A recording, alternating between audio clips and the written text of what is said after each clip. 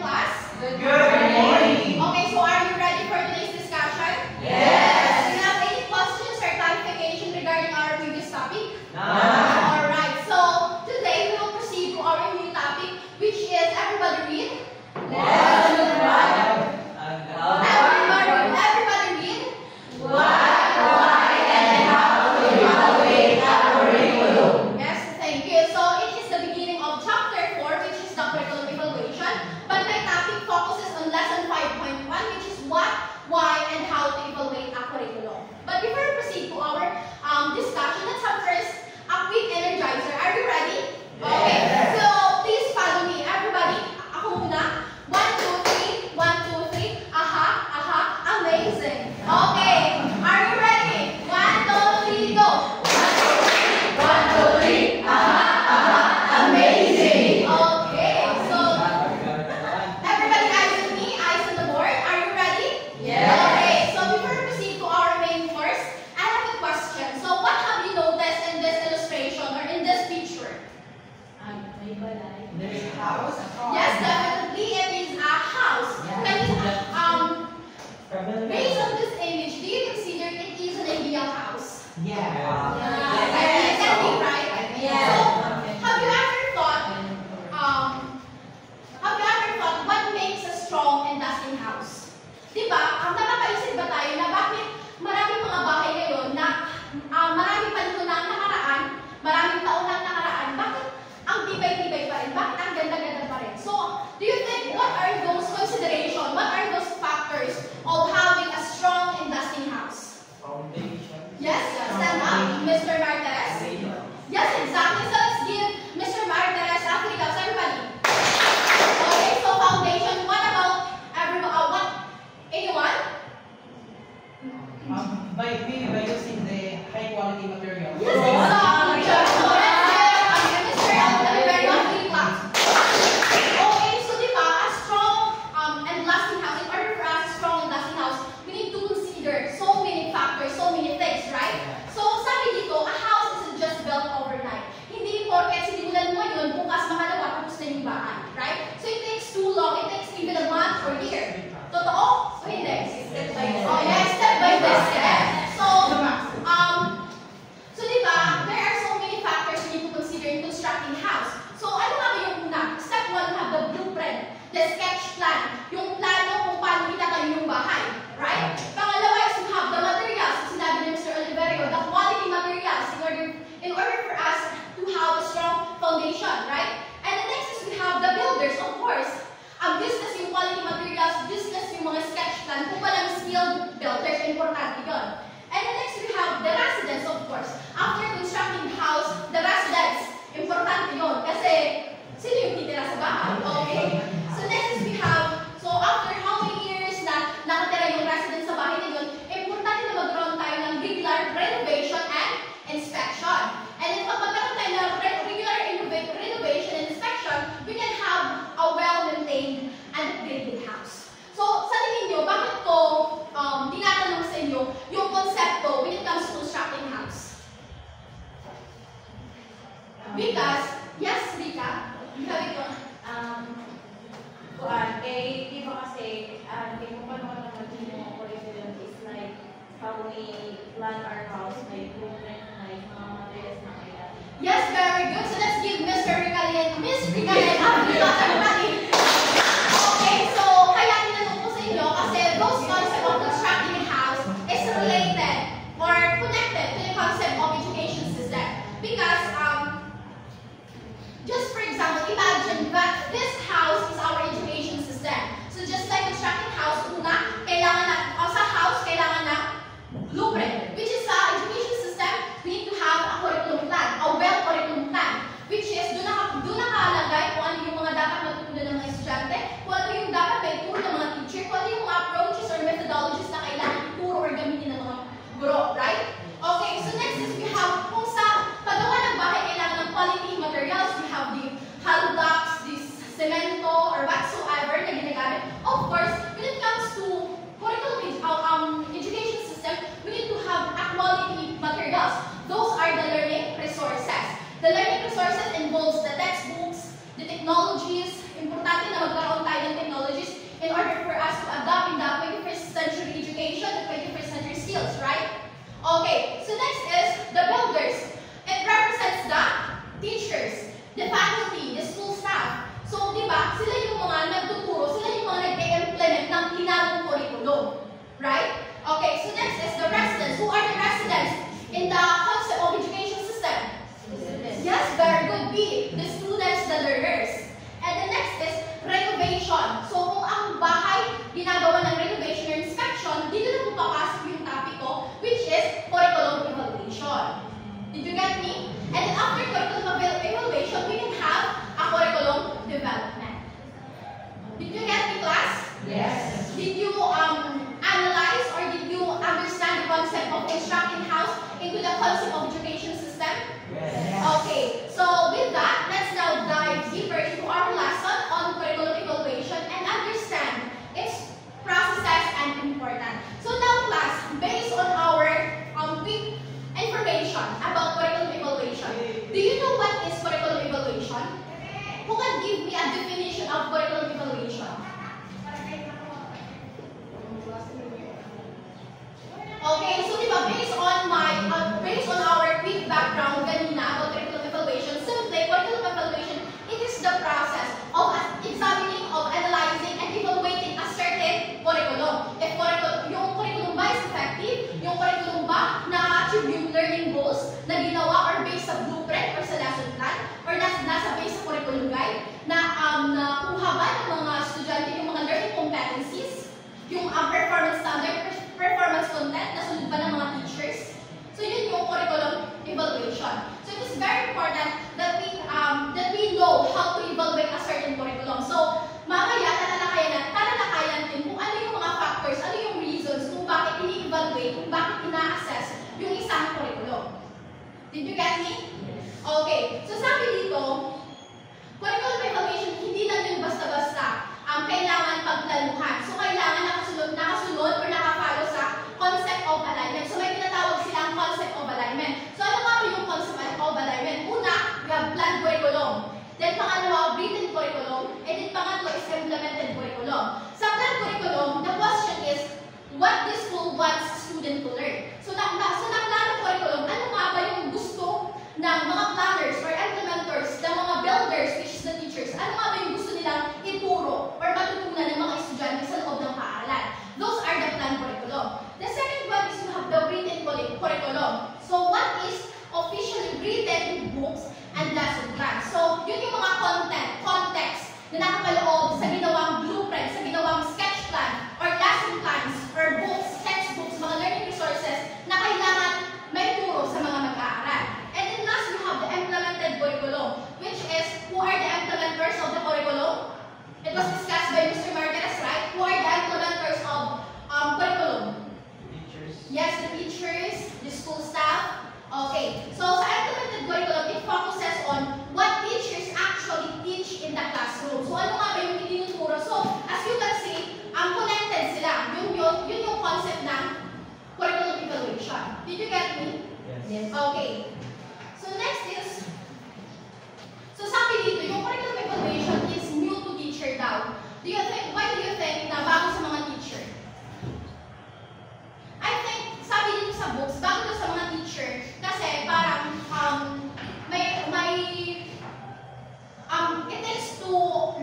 it takes a year para magkaroon ng panibagong curriculum, di ba? So, yung K-12, napalitan ng matatag curriculum, pero hindi pa lahat ng grade level, right? So, kaya medyo bago sa mga teachers. So, sabi dito, yung mga teachers daw, hindi nila namamalayan na nakakagawa na sila ng curriculum evaluation.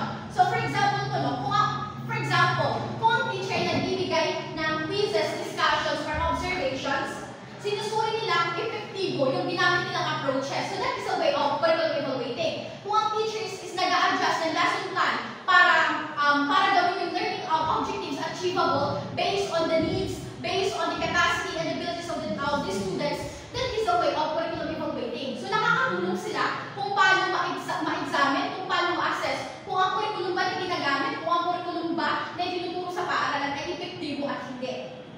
So, okay, so there are two ways of looking at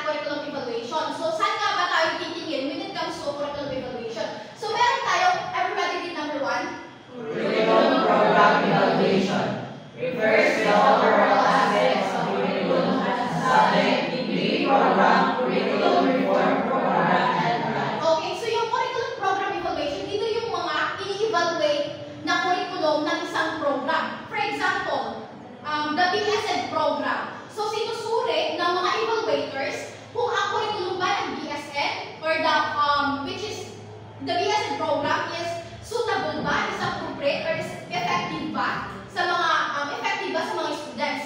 And sabi dito, it evaluates the entire program to determine whether it is effective and prepares future teachers. So as you can see, sa curriculum program evaluation, the program mismo, general aspect. So while sa the second one is you have the component of curricular program. So yun ini-examine dito or yung ini-evaluate is specific, which is the lesson plan, which is kung na-achieve ba yung learning goals or learning objectives sa lesson plan or hindi. Nagigets po ba? Do I need to explain? Hindi naman, di ba? Okay na? Okay, so in conclusion, para mas maintindihan, curriculum program evaluation ensures that the entire BSc degree is effective and produces competent teachers. So in general, lahat ng mga BSc students yung ini-evaluate or yung program mismo ng BSc degree. Well, sa curricular component evaluation, yung mga subject na nakapaloob sa program ng BSN education. So that is the components of curricular program. Nagigets na po ba? Okay. So next is curriculum evaluation, a process and tool. So my question dito, is curriculum evaluation synonyms to assessment of learning?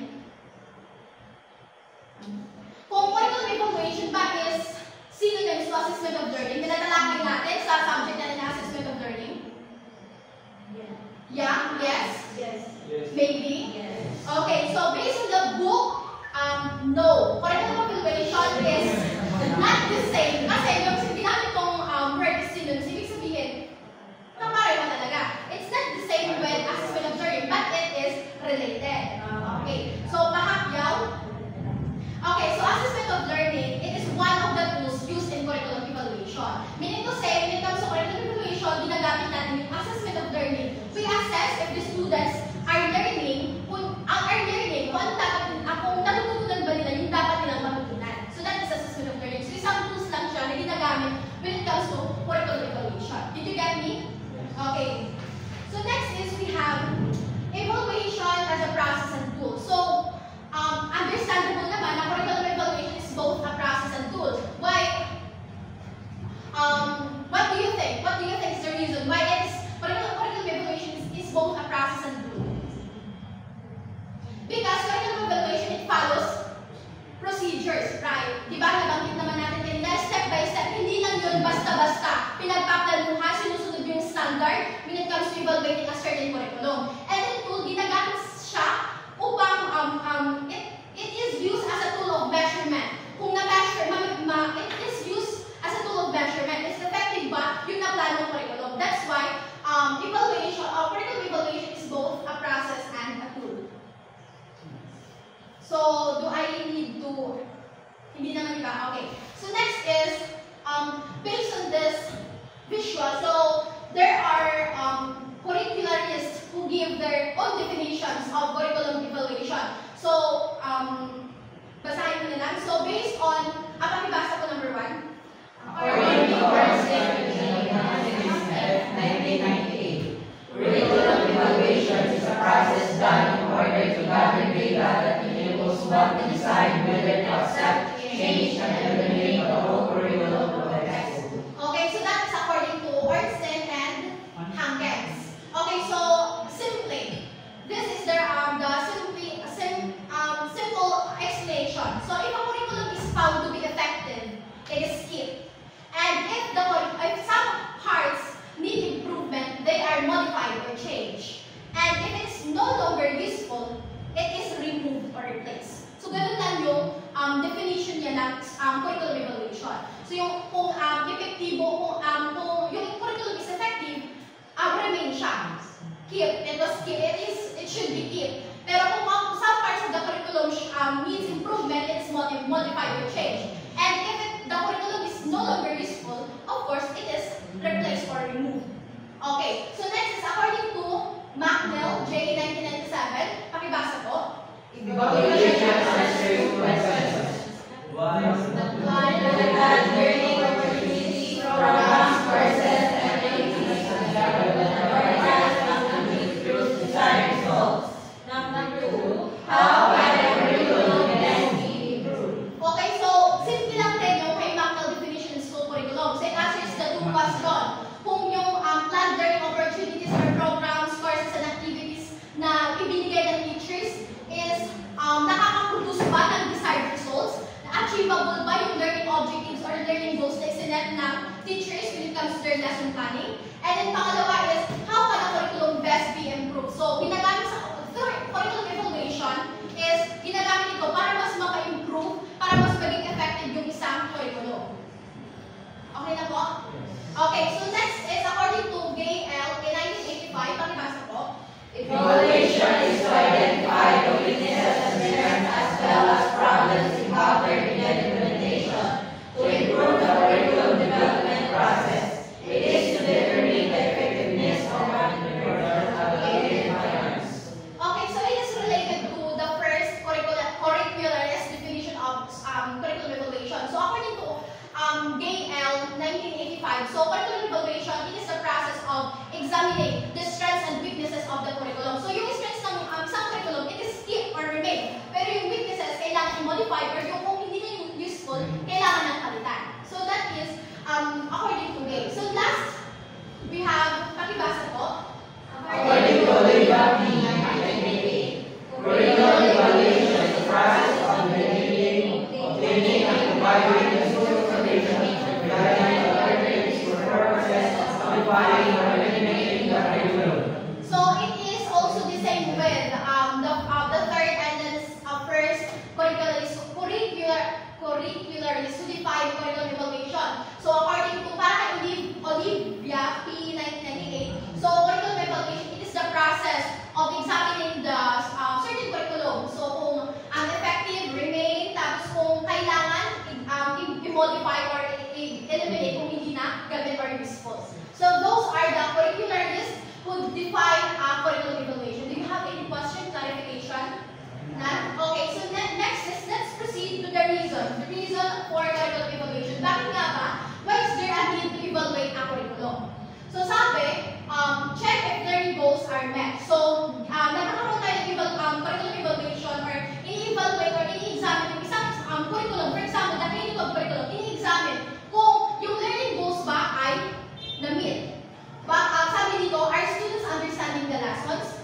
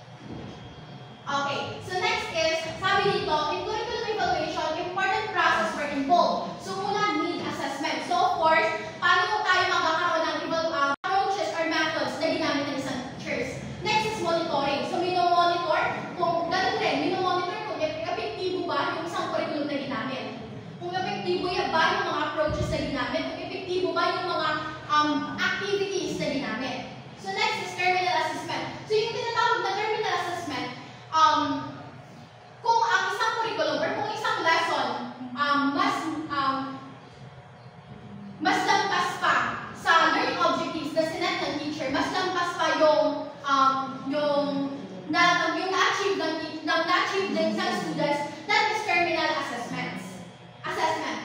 So next is decision making. So it is, of course, it is involved when it comes to the process of curriculum evaluation. Kasi magkakaroon ng decision making kung kailangan ba i-remain, kailangan ba i-modify, or kailangan ba i-eliminate. Okay, so those are the process involved in curriculum evaluation. Do you have any questions? Okay, so next is the curriculum evaluation model. So actually, you have meron na kayong background or quick information kasi natalakay nito in our previous chapters, right? Okay, so we have the Bradley effectiveness model. So I have here example. Kay Sister Rani, nag-ask sa akin mag-interview or magkuha sa examples din. So, ang una na akong yung unang hinanapan ko ng curriculum evaluation is using the Bradley's effectiveness model is the K-12 curriculum. So, makibasa na lang po. So, as you can see, there, so, di ba, based on the books, so, pag-evaluate ng curriculum evaluation using the Bradley's effectiveness model, so, meron mga indicators, meron mga questions. So, as you can see, based on the curriculum evaluation using the models of Bradley effectiveness, kung epektibo ba yung K-12 curriculum, all the answers of the evaluators is yes. Meaning to say, anong sabi ko kanina pag all yes sa mga indicators or questions, it is keep or remain. So, as you can see, until now, K-12 curriculum is remain. So, gamit na gamit pa rin ang K-12 curriculum. So, the conclusion for evaluation, since all indicators are marked as yes, the senior high school English curriculum meets the effectiveness standard based on Bradley's model. Meaning to say, senior high school English curriculum is epektibo sa mga estudyante at na-meet yung standard when it comes to written, plan, and implemented curriculum. So next is, dito pa rin tayo sa Bradley effectiveness model. We have the CHED BSED English curriculum. So, CHED Memorandum Order number 75 series of 2017 using the Bradley effectiveness model of so as you can see, kung kanina yung K-12 curriculum is all the indicators, all the questions marked yes. When it comes to CHED BSED program, meron dalawang question na partial. Meaning to say pag partial, 50% yes, 50% no. So, it is balanced. So, yung partial dito is yung tanong, is there evidence of involvement different curriculum stakeholders in the planning, deciding, implementation, and review of the curriculum? So, it is 50% yes, 50% no.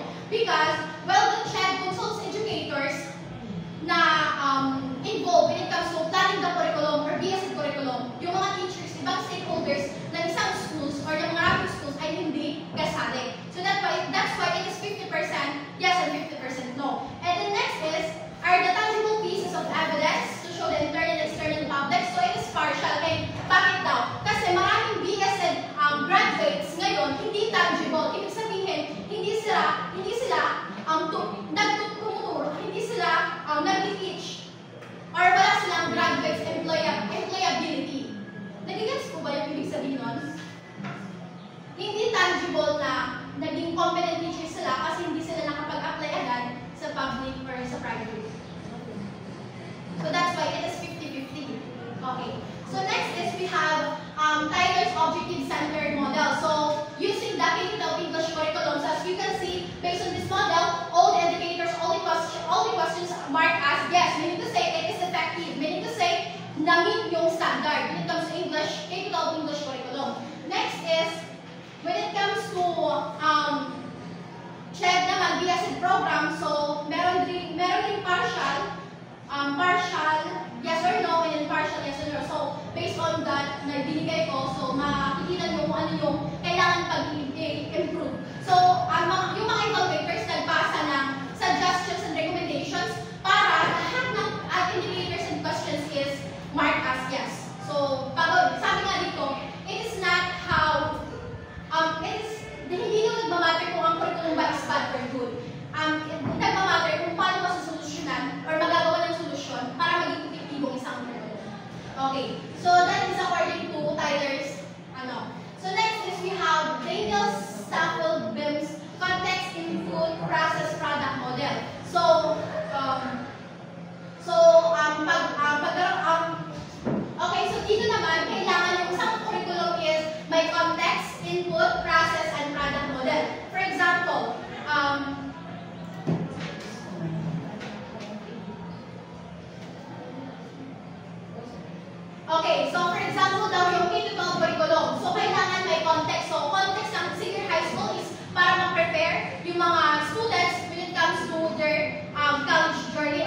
course na pipiliin. And then the input, yung mga activities or yung mga approaches na ginagawa ng teacher para mas maging prepared yung mga students. And then yung process, procedures yung ginagawa ng mga teachers.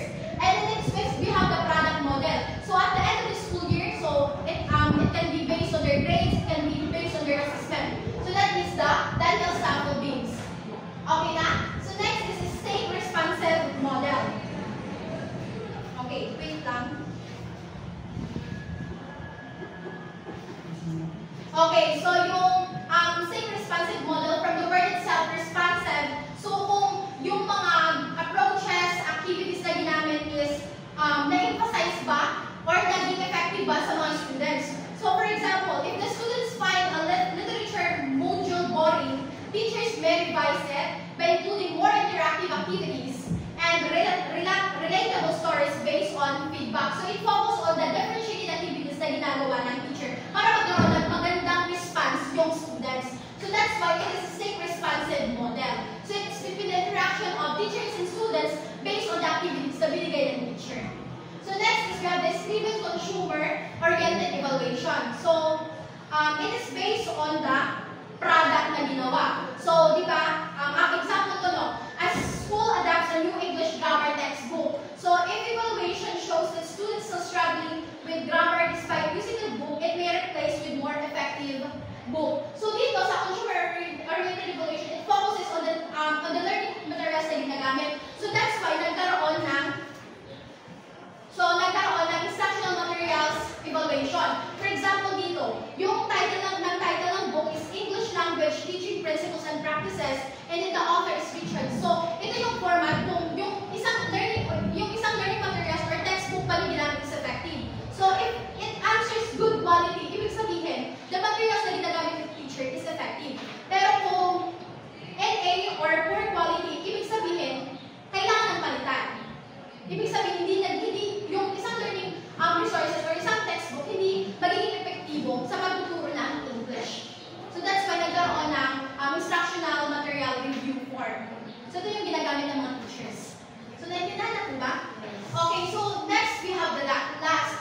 So those are the evaluation models na pwedeng maggamitin. Pero in general, pwede gumamit ng simple way of curriculum evaluation process. So all of these 9 questions, pag yes yung sagot, ibig sabihin the curriculum is effective, the curriculum meets the standard, the curriculum is remain. So pero kung may no, yung some parts is kailangan i-revise, kailangan i-modify, and then pag all of this answered or the indicators marked as no, ibig sabihin, kailangan ng remove or okay. So that is a simple way of curriculum evaluation process. So ang daming models pero may simple way of curriculum evaluation process, right? So gamit na gamit to when it comes to day-to-day na ginagamit ng mga teachers. So that's the end of my topic, which is lesson 5.1, which is what, why, and how do you